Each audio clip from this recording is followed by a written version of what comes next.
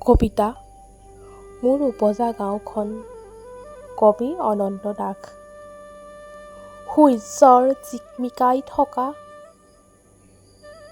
কিৰণ জাকৰ সহানুভূতিত আজি দেখোন মোৰ উপজা গাঁওখনলৈ বৰকৈ মনত পৰিছে অ। হেৰাই যোৱাৰো ভয় নাথাকে আপোন গাঁওখনত আহিলে।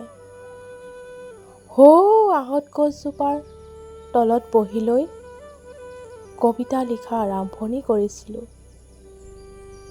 অতীতৰ সেই মিঠা অনুভূতিবোৰে আজিও মোক আমনি কৰে।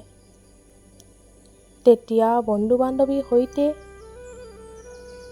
লুকা-ভাকু খেলাৰ আমেজেই বেলেগ আছিল।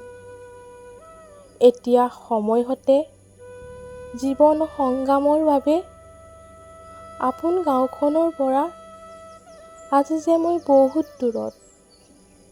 তথাপিতো আপোন গাঁওখনলৈ বৰকৈ মনত পৰে।